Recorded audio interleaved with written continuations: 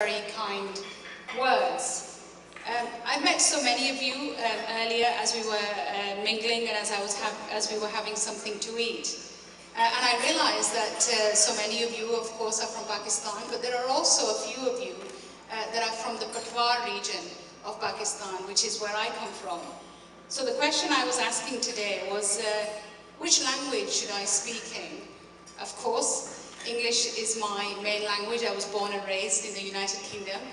लेकिन कुछ लोग कह रहे थे कि नहीं, शायद आपको उर्दू में बात करनी चाहिए. हमने आपके इंटरव्यूज सुने हैं, तो आपको यहाँ पे उस ज़ुबान में बात करनी चाहिए जो हमें सबसे मीठी लगती है. So I said maybe we could do that. लेकिन when I spoke to my Patwaris, they said अगर सही गल करनी तो अपनी ज़ुबान इच करे ताकि उन्हें की पता चले कि पटवार है.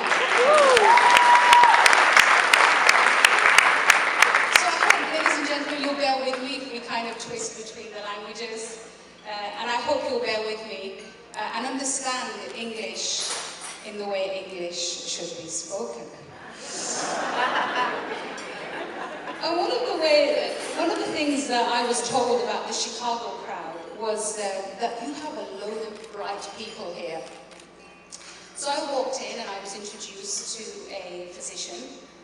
And then I was introduced to a physician. And then I was introduced to a physician. But finally, ladies and gentlemen, I came across somebody who wasn't a physician, and he was a banker. Sayeeda Hussain Warsi, if he can put his hand up, I hope he's still here. Sayeeda. So I said to Sayeeda, tell me, you know, Chicago's izzat is at stake here. Tell me what's 2 + 2.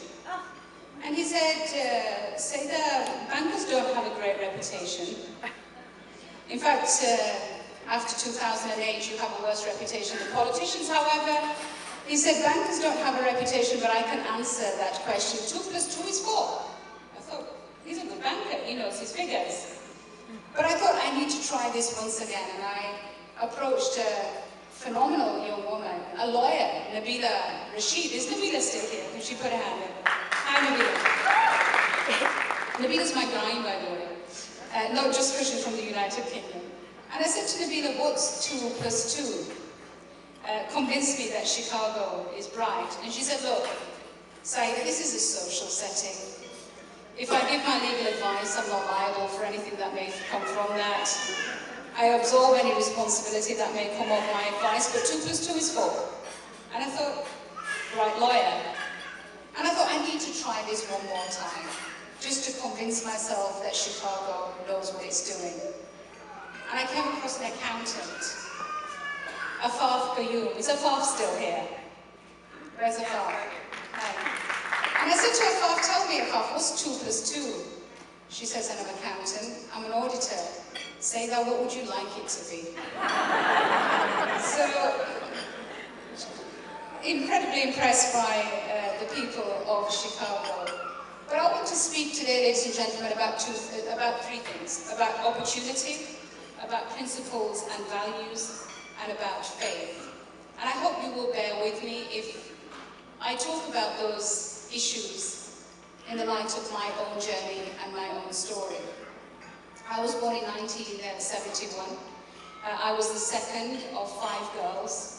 I was born at a time when my father was a worker in the textile mills in the north of the United Kingdom.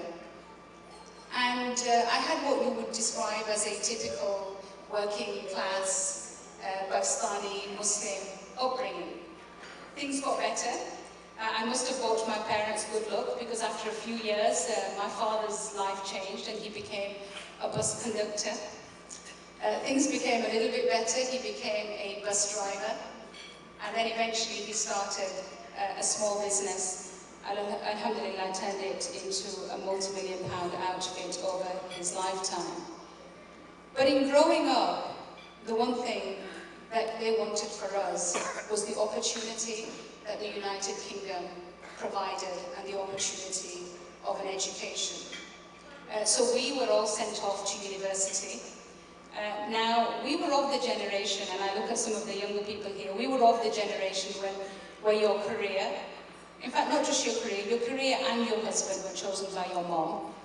And I remember sitting down at the age of 15 And my mum lined us all up, and she talked about the decent professions. And she said, I'd like you to be a teacher, a lawyer, a doctor, an accountant, and a pharmacist. And that's what we went on to do. She handed out our careers to us. I went on to specialize in law. I specialized in criminal defense. And I was part of what could be described as the race world, the racial justice world. What radicalized my generation was the color of our skin.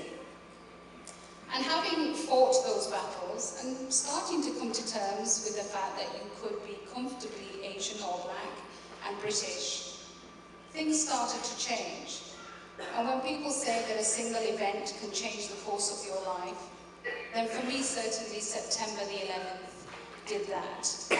Because after that date, despite the fact that it happened here in the US, not in the United Kingdom, I was no longer Asian and British, or Pakistani and British. I was now Muslim and British. And the challenges of identity started all over again. And I wasn't sure whether I wanted to fight those battles again. And so I took the easy route. I sold my legal practice that I had at the time. I picked up my little girl, and I traveled to the only other place where I thought I could potentially make a home. And that was back to the villages where my parents had originated from many, many decades ago. And when I went to Pakistan, this great idealism of what Pakistan was all about. And of course, whilst I saw the real beauty of Pakistan, I had the opportunity to travel in Pakistan. I have some very interesting neoconservative friends in the United Kingdom. And when I tell them that during that time I traveled to Ahmedabad, I have to convince them I did not see Osama bin Laden during that time. When I tell them that I traveled in KPK, I have to convince them that I was not being radicalized at that time. And when I tell them that I met some very interesting figures, I have to go on to convince my neoconservative friends that does not therefore make me a sleeper cell for Al-Qaeda. But having spent a year in Pakistan, I realized that some of the most marginalized people in Pakistan were the women. And not just the women, but the widows, the divorcees, and the orphan girls, those that were considered to be the most marginalized part of even women in Pakistan. And it's at that point that we set up the Sabera Foundation, which works specifically with those women to economically empower them.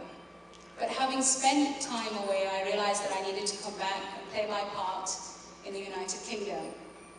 I stood for office in 2005, and soon after that I met a young man called David Cameron.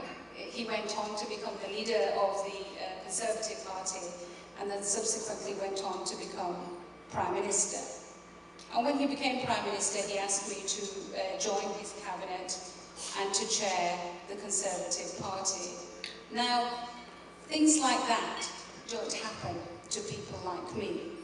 I don't think, as the daughter of an immigrant mill worker, I thought in 1971 that one day I would grow up to become a member of the British cabinet. And I can honestly, hand on heart, ladies and gentlemen, say that it was probably one of the best moments for me in terms of my career. And I think मैं सोच भी नहीं सकती थी कि एक वक्त वो आएगा कि मेरे जैसे लोग एक मजदूर की बेटी वहाँ पे जाके अपने मुल्क की यूनाइटेड किंगडम की कैबिनेट में सर्व करेगी. So I think इसमें कोई डाउट नहीं है कि ये मेरे लिए एक बहुत ही बड़ा मौका था. लेकिन the one thing that I was convinced of is कि सियासत में अपने असूल और अपनी वैल्यूज़ को नहीं भूलना चाहिए.